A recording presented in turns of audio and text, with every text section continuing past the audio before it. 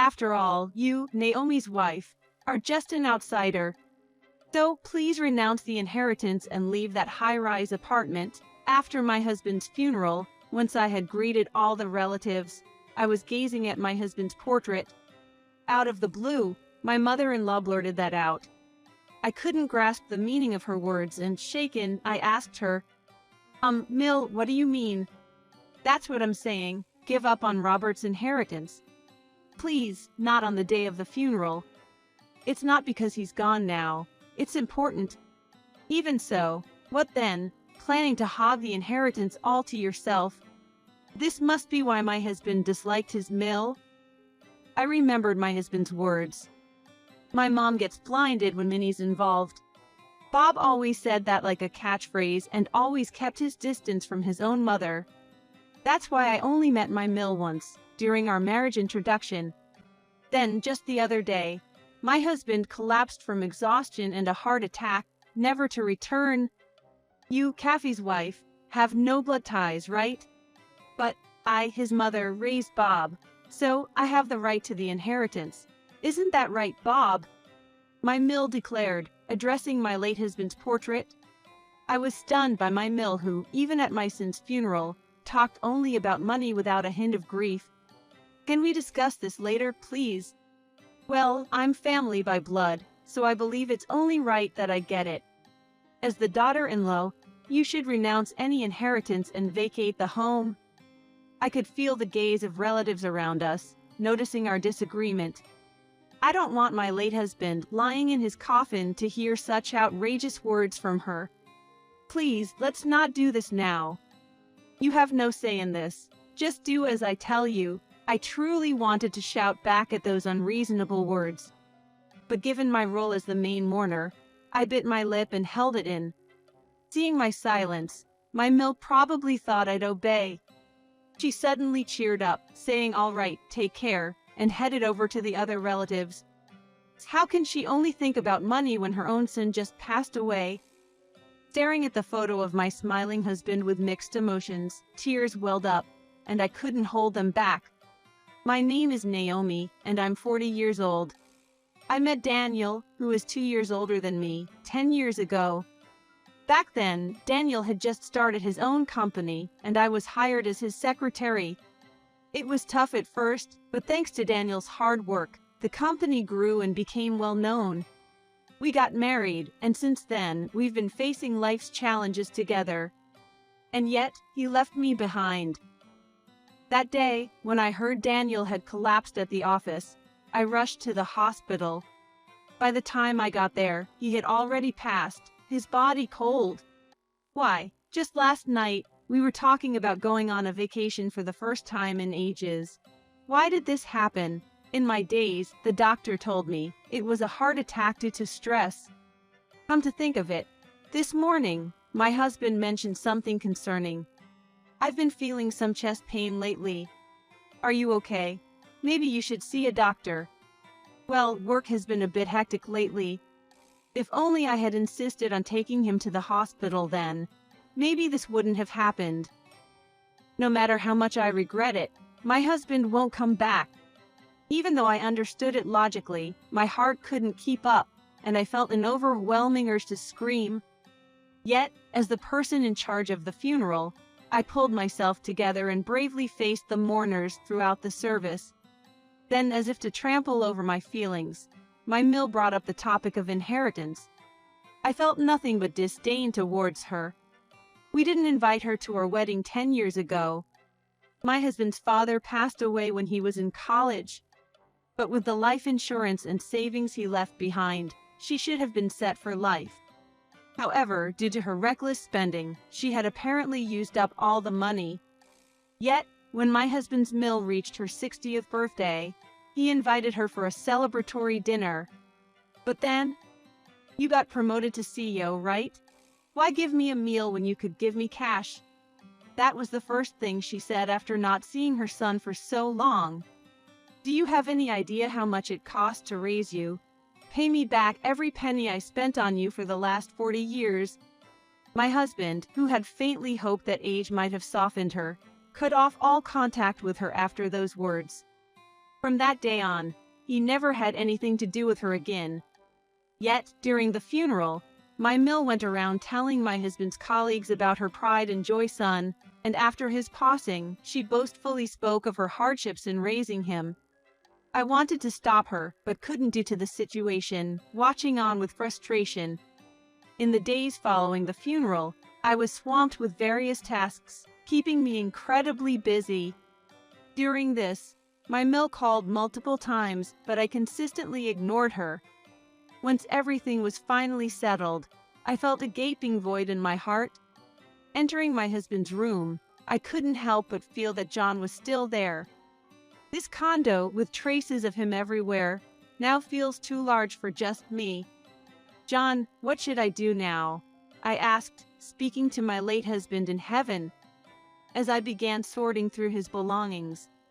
Keeping busy kept me from falling apart, or I felt like I'd just cry nonstop. Days went by, and after what felt like 7 weeks, I slowly began to resume a semblance of normalcy. One evening, coming home from work, there was quite a commotion outside my apartment door. "Please take that stuff outside, I don't need it." To my shock, there was my Mill loudly instructing movers, and several workers were hauling my belongings out of the house. "Mill, what on earth are you doing?" "It's obvious, isn't it? I'm removing your clutter from here." "Don't just take matters into your own hands." "Oh, hush. This is all because you refused to leave this place." "But this was John's house. It's not yours." "Why on earth do you have the house key, Mill?" "John left the key and his belongings at the office." "At the office? You just took it from there." "I'm his mother. I just went and collected it." Apparently, she had taken my late husband's belongings from his office without me knowing. I regretted my oversight, having had so much on my plate. "Now, hurry up and get these things out." My Mill didn't care about my protests and kept trying to have my belongings moved out. "Please wait, I'm not leaving." Hearing my outcry, the movers looked uneasy and finally stopped. "Don't be stubborn. You're leaving." "No way. So, you want all of John's assets for yourself?" "I won't let you have them. Sign away your claim and get out." My Mill was relentless, not listening no matter how much I pleaded. "Let's talk this out calmly." The movers seemed confused, and with the commotion at the front door, neighbors started peering out. "All right, I'll leave in a week. Can you just wait a bit?" Reluctantly saying that. "Oh, finally come to your senses." My Mill responded with a smirk. "You should have said that from the start." Watching her leave in high spirits, I let out a deep sigh. I didn't expect my Mill, who made a scene at the funeral home, to stay quiet, but I never imagined she'd resort to such tactics. I should have acted sooner. "Robert, I'll do as you told me." Sitting in front of the family altar, I prayed to my husband's portrait and tightly clutched the letter beside it, making a vow. A week later, my triumphant Mill arrived, and when I showed her the renouncement and condo ownership papers, she clapped with joy. "Oh my, this means I get to live here now."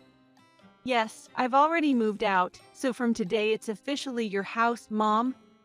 "You should have done this sooner." "Where would you like to place Robert's portrait?"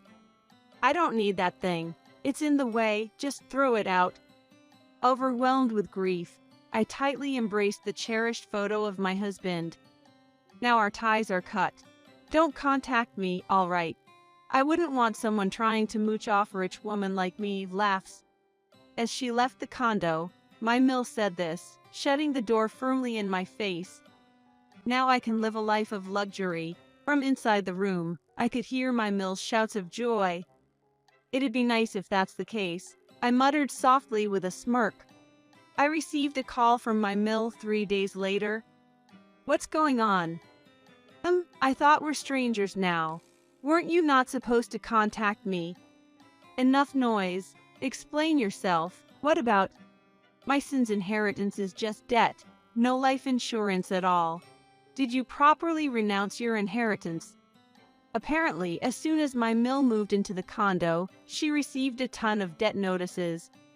I did renounce the inheritance, just as Robert's will stated. Excuse me. He had warned me long ago. If something ever happened to him, he'd only leave behind debt, so I should definitely renounce it. What, seriously? Actually, I had planned to renounce the inheritance from the start. That's because my husband's company had nearly gone bankrupt once, and at that time, he had racked up a significant amount of debt. Trying to reduce the debt even a little, he pulled together all his savings, even cashing out his life insurance. The company recovered, but a considerable debt remained. That's why I was relieved we were thinking of letting go of the condo. Hold on, I haven't seen any will. Well, it's more of a letter addressed to me, so there's no need for you to see it. What kind of nonsense are you spouting? You're the daughter-in-law, aren't you? A daughter-in-law is still a stranger, not bound by blood. For a moment, she seemed at a loss for words. I could hear confused sounds like Coanda from the other end of the line. I couldn't help but stifle a laugh. What about the company? The money? He was the CEO, so he must have had money, right? Company funds aren't something an individual can just freely use. I don't care about that. With no other choice, I patiently explained to my mill about the immense debt we took on when facing bankruptcy, how the company is still in recovery and that there isn't any money.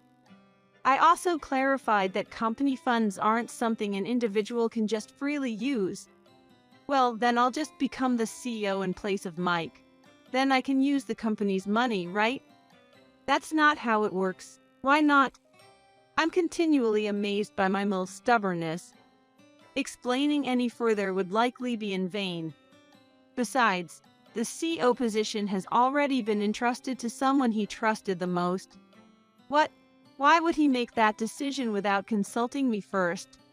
Well, it was you, Mill, who never listened even though I suggested discussing it multiple times. Oh, seems she remembered something, as her fiery momentum suddenly halted. After a few moments of silence, tell me, is there really no money left? Yes, all we have is debt. But you bought this high-rise condo, right? If you sell it, you'll get some money, won't you? Well, about that. What is it? We used the condo as collateral when borrowing money, so there's a mortgage on it. Okay. In other words, we can't just sell it on our own. Actually, it's about to be foreclosed on soon. Foreclosed? It means we'll have to move out of this high-rise condo. Oh no, I could hear Mill choking up on the other side of the phone. Listen, I have a debt of $80,000. I was planning to cover it with John's inheritance. What should I do now? I just kept borrowing money every time I ran short, and it just piled up. That's quite a situation. You're my son's wife, right? You'll help me, won't you? I don't think so. A daughter-in-law and Mill are essentially strangers after all. It's probably a last-ditch effort, given she's past the point of caring about appearances. Besides, John's letter clearly states that I don't have to be involved with you anymore. Please, don't say that. I've decided to keep my promise to John. Mill says things like I've already terminated my previous apartment lease and have nowhere to go and I can't afford any more debts. Of course, I was aware of all that. But I couldn't muster sympathy for my Mill, who at my husband's funeral demanded I renounce my inheritance and even said she didn't need his portrait. I'll give the condo back to you, so please do something. I'll apologize for what I said at the funeral. Please, I'm begging you. Though my Mill, who kept nagging on and on. I guess this means our relationship is over. Please don't contact me anymore, okay? Haha. With that, I hung up and cut off all communication with her. I heard from relatives at the 3rd anniversary of my husband's passing that Mill is struggling with her own debts and those left by my husband. Apparently, shortly after that, the condo was foreclosed and she was left homeless. She tried borrowing money from all the relatives, but after seeing her behavior at the funeral, no one was willing to help. She made her bed and now she has to lie in it. Currently, I'm working as the vice president at the company my husband founded. Gradually, we've been recovering our business, regaining the momentum we once had. I'll keep working hard to protect the company he built